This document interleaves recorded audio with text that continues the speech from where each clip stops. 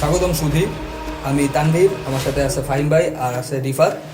আমরা আসলে একটা পডকাস্ট শুরু করতে চাচ্ছিলাম বেশ কয়েকদিন ধরেই। আমাদের ফার্স্ট এপিসোডের প্ল্যান ছিল বাক স্বাধীনতা। আমি খুব দ্রুত ইন্ট্রো দিতেছি, বাট এখন আসলে দেশের যে অবস্থা, আমরা আসলে সেকেন্ড এপিসোড দিয়ে শুরু করতেছি। তো আমরা আজকে কথা বলবো হচ্ছে গিয়া আপনারা জানেন আমাদের ভারতের নদী সন্ত্রাস। আই সেড দ্যাট আমরা আসলে কেউ এক্সপার্ট না, হ্যাঁ, আমরা কেউই পলিটিক্যাল এক্সপার্টও না, আমরা কেউই জিওগ্রাফিক্যাল ওয়েস্টার। হ্যাঁ, আমরা এক্সপার্ট না, আমরা হচ্ছে সাধারণ মানুষ। কিন্তু এই কারণেই আমরা এটা নিয়ে কথা বলবো, পারসেপশন আমাদের মতো আরো যারা আছে তাদের পারসেপশনটা নিয়েও কথা বলবো। সো আজকের এই টপিকটা খুবই ইম্পর্টেন্ট সিরিয়াস টপিক। সো আমরা হচ্ছে খুব বেশি আর ইন্ট্রোতে না যাই, শুরু করে দিই। হচ্ছে লাস্ট 20 তারিখ রাতে ত্রিপুরাতে, ইন্ডিয়ার ঠিক ত্রিপুরাতে ওরা হচ্ছে আমাদেরকে উইদাউট এনি সতর্কতা রাত ঠিক 2:30 বা 2টার দিকে, হ্যাঁ মধ্যরাতের দিকে ওরা হচ্ছে যেটা কাজটা করে সেটা হচ্ছে গিয়ে আমাদেরকে অনুসতর্কবাণী ছাড়াই ওরা ওদের একটা বাঁধ খুলে দেয়। তো ওই বাঁধটা খুলে দেওয়ার পরে যেটা হয় যে হঠাৎ করে ফেনীতে হচ্ছে প্রচুর পরিমাণে পানি ঢুকে যান। পুরোটা হচ্ছে ফ্ল্যাশ ফ্ল্যাট, যেটা আমরা বলতে পারি, যেটা বন্যা না, এটাকে বলা যেতে পারে ফ্ল্যাশ ফ্ল্যাট। আজকে ডেট টাইমটা এখন বাজতে হচ্ছে 22 আগস্ট 6টা 18 এবং স্টিল কিন্তু পানি বাড়তেছে। এই হঠাৎ করে জিনিস, আমাদের কোনো পূর্ব সতর্কবাণী নেই, পাশাপাশি আমাদের কোনো প্রস্তুতিও নেই। তো এর কারণে আসলে মানুষগুলো খুব বেশি আর কি, খুব তাড়াতাড়ি তারা বিপদে পড়ে গেছেন, তারা বুঝছে না তারা কি করবে। এখানে পানি যখন বিপদসীমার উপরে চলে যাচ্ছে, আপনার মনে করেন যেটা আগে আমরা দেখছি বন্যাতে পানি বিপদসীমার উপরে গেছে, বাংলাদেশ বন্যার কান্ট্রি। সো এখানে বিপদসীমার উপরে যাইতে হইলে একটা নির্দিষ্ট সময় লাগে 2-3 দিন, খুব দ্রুত গেলেও 3 দিন। 3 দিনেরটা যখন 3 ঘন্টায় হয়ে যাইতেছে, তখন আসলে আমি ক্রাইসিস রেসপন্সটা কি দিব?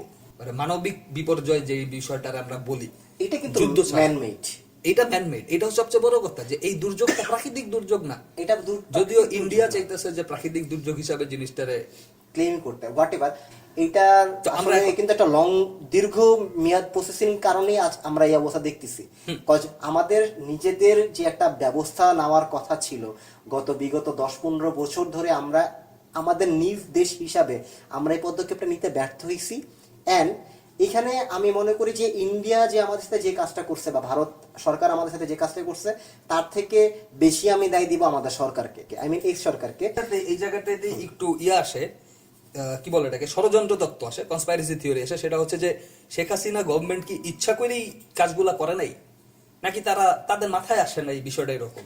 আমি বলবো এখানে বিষয়টা মাথায় আসে না, এরকম না। বিষয়টা হচ্ছে তারা মাথায় নেয় নাই, মাথায় আসছে ঠিকই, তারা মাথায় এটা ওই চিন্তা হিসাবে নেয় নাই। গরিব মোটটা হু কেয়ারস। না, এখানে আরো একটা বিষয় আছে। শেখ হাসিনা যতদিন ছিল ততদিন কি ইন্ডিয়া এই কাজটা করছে?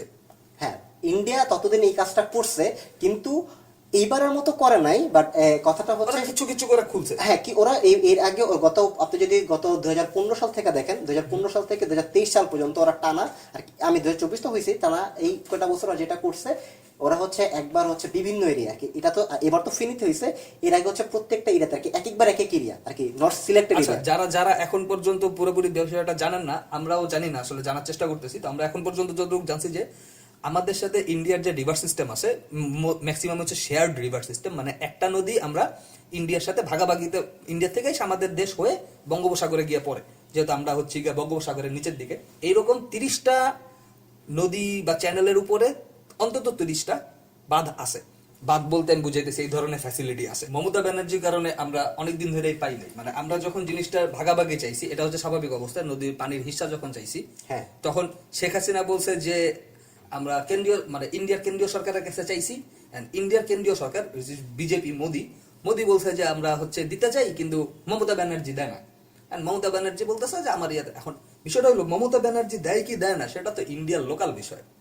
Mamata Banerjee is not my concern. আমার কনসার্ন হচ্ছে ইন্ডিয়া অ্যাজ এ হোল। এটা আমাকে কনসার্ন করে না, ঠিক আছে, কিন্তু ওই যে is making trouble for me. হ্যাঁ, এটা বিষয়টা হচ্ছে ওটা। এখন মোদি সরকার তো নিজের নিজ পক্ষ থেকে চাচ্ছে না যে আমাদের কোনো ভালো কিছু হোক, ওরা তো এটা চাচ্ছে না। এমন না কিন্তু যে ওদের একটা প্রদেশ বা 2টা প্রদেশ আমাদের ভালো চাইতেছে। ওদের প্রদেশগুলোর ভিতরে যত গ্যাঞ্জামি থাকুক, অ্যাজ এ হোল ওরা আমাদের এগেইনস্টে অ্যাক্ট করতেছে। এটার আরো ভালো প্রমাণ আমরা কেমনে পাই? জি নিউজ, ওদের হেডলাইনটা কালকে থেকে ভালো ভাইরাল হয়েছে, আমরা সবাই দেখছি। আমরা কিন্তু দেখতেছি যে ইন্ডিয়ান লোকজন অনলাইনে কি ধরনের, মানে টাইপের কমেন্ট করতেছে, খোঁচা মারা টাইপ, ফানি টাইপ। মানে this is not funny, our people are dying, so they are making fun of us. কিন্তু গত সপ্তাহেও যখন হচ্ছে গিয়া ইন্ডিয়াতে রেপ ভিকটিম নিয়ে একটা আন্দোলন হইলো, আমরা কিন্তু ইন্ডিয়ার সাথে হাত মিলাইছি যে ঠিক আছে, আমরা একটা অন্যায়ের প্রতিবাদ করতেছি। এটা যে কোনো দেশের, যে কোনো ধর্মের, যে কোনো লোক হোক, কিন্তু ইন্ডিয়া কিন্তু আমাদেরকে সেম ব্রাদারহুডটা দিতেছে না, কিন্তু ওরা ঠিকই কাগজে কলমে সারা জীবন আমাদেরকে বলে আসছে কি বন্ধু রাষ্ট্র বন্ধু রাষ্ট্র বন্ধু রাষ্ট্র। তো এখন আমরা দেখতেছি এটা, এই পোস্টটা হয়তো অনেকে দেখছেন যে যাদেরকে আমরা শত্রু রাষ্ট্র বলতাম পাকিস্তান, তারা আমাদের নাম নিয়ে পতাকা নিয়ে স্লোগান দিতেছে, আর যাদেরকে আমরা বন্ধু রাষ্ট্র বলতাম তারা রাতের আধারে পানি ছেড়া দিয়ে আমাদেরকে চুবাই মারার ফেলার প্ল্যান করতেছে। হোয়াট কাইন্ড অফ বন্ধু ইজ দিস? ইন্ডিয়া হচ্ছে একটা প্রপার, গালি দেওয়া যাবে? আচ্ছা, আমরা যদি বাক স্বাধীনতা নিয়ে এপিসোডটা করি নাই, বাট দেন গালি দেন। ইন্ডিয়া হচ্ছে একটা প্রপার মাদারচোদের উদাহরণ। যে বিষয়টা এমন, ইন্ডিয়ার যে পশ্চিমবঙ্গের যে আর কি প্রদেশটা কলকাতা, বিষয়টা হচ্ছে এই কলকাতায় কিন্তু আর কি আমাদের নিয়ে এরকম মকিং করতেছে আর কি। অন্য অন্য প্রদেশ যা না করতেছে ওরাই ওরাই বেশি মকিং করতেছে। হ্যাঁ, ইন্ডিয়ান বেঙ্গলিজ এন্ড অন্য অন্য প্রদেশ এই কলকাতার পশ্চিমবঙ্গের 2 টাকা দাম দিয়েও দেখে না। ওদের কাছে সবচেয়ে বেশি ফোর্থ ক্লাস, আমরা বলি ফোর্থ ক্লাস আর কি, ইন্ডিয়ার মধ্যে ফোর্থ ক্লাস প্রদেশ হচ্ছে গিয়া কলকাতা, যে কলকাতার কোনো দামই নেই। এর মধ্যে আমরা একটু ফেনী নিয়ে ব্রাশ আউট করি। সেটা হচ্ছে যে ফেনীতে আমরা যে উদ্ধার কার্যটা চালাতে গেছি, এখানে আমরা কি কি ধরনের অবস্ট্যাকল আসলে ফেস করছি। সো এর মধ্যে বেশ কিছু প্রবলেম আছে। আগেই বলছি যে দুর্যোগটা হচ্ছে গিয়ে মানব সৃষ্ট, এন্ড এইটার মধ্যে কিছু অবস্ট্যাকল আছে, যে অবস্ট্যাকল গুলোও মানব সৃষ্ট। যেমন আমরা শুনছি যে নৌকা অনেক দাম ভাড়া চাইতেছে, অনেক 3,000 টাকা নৌকা 30,000 টাকা চাইতেছে এরকম। তো আসলে এদেরকে নিয়ে কি বলার আছে? আসলে আমরা জাতি হিসাবে এই জায়গাটা আমি বলবো যে আমরা জাতি হিসাবে খুবই খুবই আসলে আমরা একটা নিম্নমানের পরিচয় দিই, যেটা হচ্ছে ক্রাইসিসের টাইমে আমরা হচ্ছে কিছু জাতি কিছু কিছু বলবো না আর কি, ক্রাইসিসের টাইমে এইসব যারা হচ্ছে এইসব আর কি কাজ করে, যারা হচ্ছে তাদের উপার্জন চালায় বা যাদের পেট চালায়, তারা কেন জানি এই ক্রাইসিস মোমেন্টে তারা একটু ভয়াল হয়ে যায়। তারা একটু লাইক আমাদের এক্স মিনিস্টার বা এরা যেরকম কাজ করছে তাদের মতো কিছুটা বিহেভিয়ার শুরু করে দেয়, মজুদদারের মতো কিছুটা আচরণ করা শুরু করে তার কাছে জিনিস। তাহলে এছাড়া যা আমরা পাইতেছি প্রাকৃতিক প্রবলেম, which is not প্রাকৃতিক, মেড বাই ইন্ডিয়া। 2 তলা পর্যন্ত অলমোস্ট পানি উঠে গেছে। সো 2 তলা পর্যন্ত পানি উঠে যাওয়াটা ভয়ঙ্কর। 1 তলা পর্যন্ত উঠে গেলেও ঠিক আছে, বোঝা গেল। আর গ্রামের দিকে আসলে উঁচু জায়গা তো নাই, আপনি কোথায় যে আসলে দাঁড়াবেন। আর সাধারণ মানে শক্তপোক্ত বেটা মানুষ হইলে একটা কথা, কিন্তু এখানে মহিলা আছে, শিশু আছে, বৃদ্ধ আছে, অসুস্থ আছে। এদেরকে আসলে মুভ করানোর জন্য যে নৌকাগুলা ভিতরে যাবে, এই তারাও যাইতে পারতেছে না। আমি কয়েকটা রেস্কিউ টিমের দেখলাম যারা স্বেচ্ছাসেবী হিসাবে গেছে, ভলান্টিয়ার্স। তো ভলান্টিয়ার্সদের থেকে যেটা আমরা দেখলাম যে তারা হচ্ছে কি আসলে যা পৌঁছাইতে পারতেছে না, কারণ 3 দিক থেকে এমন প্রবল বেগে স্রোত আসতেছে, তারা নর্মাল নৌকা নিয়ে ঢুকতে পারতেছে না, স্পিড বোট লাগবে। যেটা বললাম যে স্পিড বোটেরও দাম বেশি যাচ্ছে। সো নেভি অ্যান্ড আর্মি একটা রেস্কিউ অপারেশন চালাইতেছে। আমার মতে এটা আসলে উচিত। এই মুহূর্তে আসলে দেশের সর্বোচ্চ আসলে এটা একটা ন্যাশনাল ক্রাইসিস, এন্ড সর্বোচ্চ শক্তি দিয়ে যদি আমরা রেস্কিউ অপারেশন চালাইতে না পারি, ইভেন চিটাগাংয়েও কিন্তু বন্যা হইতেছে। আমরা একটু আগে দেখতেছিলাম চিটাগাং শহরে বন্যা হইতেছে। সো চিটাগাংয়ের পিপল যদি ফেনীতে চলে আসে হেল্প করার জন্য, চিটাগাংকে আসলে হেল্প করবে কে? কারণ আমরা ঢাকা থেকে তো আসলে যাইতে পারতেছি না। যদি ইন্ডিয়া বাকি গেটগুলো খুলে দেয়, তাহলে কিন্তু আমরা হচ্ছে গিয়া বলা যায় যে পুরা বাংলাদেশই আসলে প্লাবিত হবে। আরো একটা প্রবলেম আছে, সেটা হচ্ছে গিয়ে আমি একজনের শুনতেছিলাম যে তারা হচ্ছে গিয়ে আসলে যেই গ্রুপটাকে মেইনলি টার্গেট করে গেছিল, যেই অঞ্চলটাকে টার্গেট করে গেছিল, যেখান থেকে তারা আপনার চালাবে, মানে রেস্কিউ অপারেশন চালাবে, তো ওই পর্যন্ত তারা যাইতেই পারে নাই। যাওয়ার আগেই তারা দেখতেছে যে এখানে কিছু লোক আটকা, এখানে কিছু লোক আটকা, এখানে কিছু লোক আটকা। তো তাদেরকে আস্তে আস্তে আস্তে পিছন দিকে নিয়ে আসতেছে। বাট ভিতর দিকে, একদম বেশি ভিতর দিকে যে এলাকাটা, সম্ভবত পরশুরাম নাম, তো ওই পর্যন্ত যে তারা যাবে, যাওয়ার সুযোগটাও তারা পাইতেছিল না। কারণ পরশুরামের বাইরেই অলরেডি অনেক লোক মানে খুবই খারাপ অবস্থায়, সো তাদেরকে সেভ করা লাগতেছে। অ্যান্ড আমরা এরকম কয়েকটা পোস্ট দেখছি যে কয়েকজন বলছে যে পাশের বাসা থেকে নিয়ে গেছে, বা ওদের এখান থেকেই একটা নৌকায় কিছু লোক নিয়ে গেছে, নৌকাটা নামাই দেওয়া তো আবার আসবে। এই টাইমটুকুর মধ্যেও তারা রিস্কে পড়ে যাইতেছে যে পানি স্টিল বাড়তেছে। মেইন ঝামেলাটা হইলো পানি স্টিল বাড়তেছে। এই অ্যাজ আ মুসলিম হিসাবে এটা বলবো, ঠিক আছে? এখন যার যার পার্সপেক্টিভ থেকে, যার যার ধর্মীয় সাইড থেকে আমরা প্রত্যেকে আমাদের সবার সাইড থেকে আসলে প্রার্থনা করতে থাকি। এন্ড যারা মুসলিম ভাই আছে তাদের জন্য বলবো যে আমরা আমাদের অন্যান্য দোয়ার পাশাপাশি দোয়া ইউনুস আমাদের বিপদের জন্য আল্লাহ তাআলা এটা পড়তে বলছে, তো আমরা যাতে এটা বেশি বেশি আমল করার চেষ্টা করব। আর্মি নেভি নৌকা লাগবে বা ইকুইপমেন্টস লাগবে, সেই জিনিসটা তো আসলে আমাদের এখন বসে বসে এইভাবে চিন্তা করা উচিত না। আমরা বাঙালি সলিউশন হিসেবে চিন্তা করতেছি। কালকে সারা রাত ফেসবুকে দেখলাম যে তিস্তা ব্যারেজের সামনে আরেকটা বিশাল বড় 7,500 ফিটওয়ালা, কারণ তিস্তা নাকি হচ্ছে 7,000। আমাদের এই যে সিকিম, ভুটান সাইড, এগুলো সারা জীবন পাহাড়ি এলাকা, বরফ এরিয়া, গ্লোবাল ক্লাইমেট চেঞ্জের কারণে কোনো না কোনো এক সময় তো গলা শুরু করবে। তুমি কত লেভেল পর্যন্ত আটকাবা?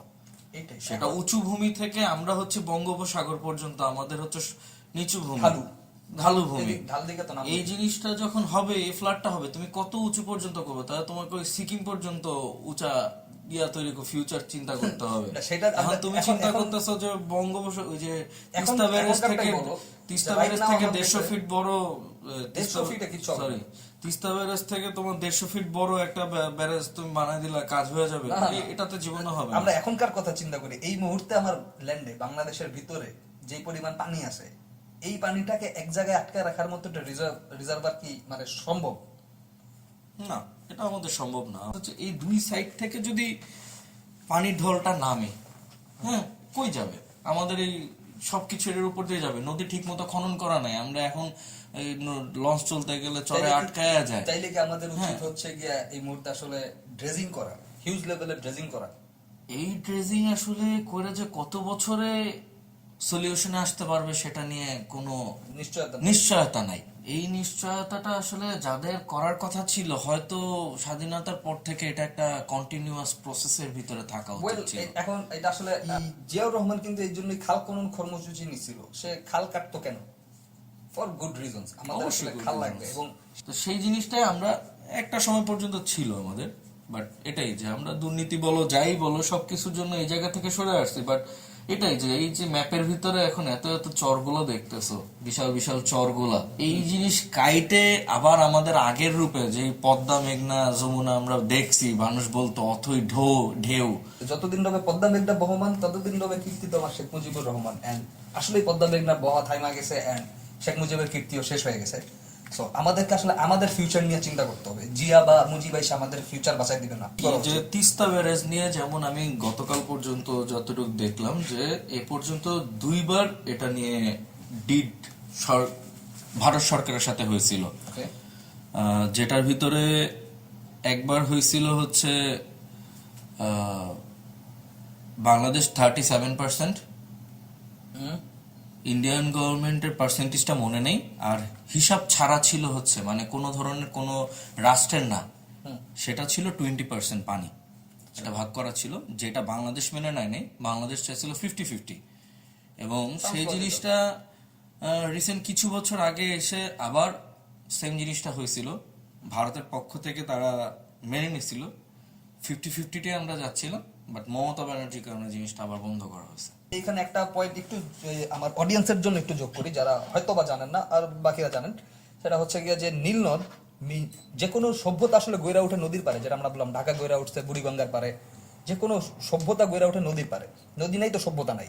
সিন্ধু নদীর পারে যে সভ্যতা ছিল সেটা সিন্ধু নদী। সিন্ধু নদী শুকায় গেছে, তো সিন্ধু নদীর সভ্যতা শেষ। সো মিশরীয় সভ্যতা গড়ে উঠছে নীল নদের তীরে, আমরা সবাই জানি। নীল নদের উৎপত্তিটা হইল গিয়া ইথিওপিয়ায়। সেটা ইথিওপিয়া থেকে সুদান হয়ে ঢুকছে। নীল নদের দুইটা আছে, আমরা তো ডিটেলে যাব না। পয়েন্টটা হইল গিয়া ইথিওপিয়া একটা বাঁধ নির্মাণ করতে চাইছে, এবং ইথিওপিয়া বাঁধটা নির্মাণ করছে অনেকদিন পরে এসে। প্রথম দিকে মিশর এটা করতে দিতে চায় নাই। ওরা বলছিল যে যদি ইথিওপিয়া বাঁধ নির্মাণ শুরু করে, ওরা হচ্ছে গিয়া মিলিটারি অ্যাটাক করবে। আনোয়ার সাদাত সম্ভবত তখন ছিল, আমি শিওর না আনোয়ার সাদাত ছিল আর হুসনি মোবারক ছিল, কার আমলের কথা আমি ভুলে গেছি। সো সেই প্রেসিডেন্ট বলছিল যে যদি ওরা ইথিওপিয়া বাঁধ নির্মাণ শুরু করে, রেনেসান্স ড্যাম, আপনারা গুগল করতে পারেন, জিনিসটার নাম হচ্ছে রেনেসান্স ড্যাম সম্ভবত। তো আলটিমেটলি ইজিপ্টের লোকাল প্রবলেমের কারণে ওরা আন্তর্জাতিকভাবে প্রেশারটা ধরে রাখতে পারে নাই, একটা সময় গিয়ে ইথিওপিয়া আসলেই বাঁধটা নির্মাণ করে ফেলছে। সো এখন যেটা হয়েছে, ইজিপ্টের পানি কিন্তু শুকায় যাচ্ছে। ইজিপ্টে ভালো পানি যেটা আর কি, খাবার পানি, এটা খুবই কম। কাদা পানি, ময়লা পানি অ্যান্ড ডেজার্ট হয়ে যেতেছে। সো ইজিপ্টের জন্য কিন্তু এটা বাঁচা মরার লড়াই। এখন আমরা যদি আসলে, এখন আমরা আমাদের টপিকে আসি, রাফিজ যেটা বলতেছিলাম, রিফাত যেটা বলতেছিলাম, যে আসলে আমরা যদি এখন থেকেই ব্যবস্থাটা না নেই, আমাদের অবস্থাটা ইজিপ্টের মতো হবে। আমি তো আসলে, এটা আমার অস্তিত্বের প্রশ্ন। সো আমি এটা আসলে মাইনা নিতে পারি না যে আচ্ছা এটা তোমার ব্যাপার, তোমার কান্ট্রির ভিতরে আমি নাক গলাইলাম না, এটা হইতেছে না। তোমার কান্ট্রির ভিতরে হইলেও আমার তখন নাকটা গলানো লাগবে। আর এটাই তুমি যেটা বলতেছিলা যে আমরা ইউএনের কাছে গেলাম, লাভ কি হবে? ওরা তো দিবে না। ইউএনের কথা ওরা শুনবে কেন?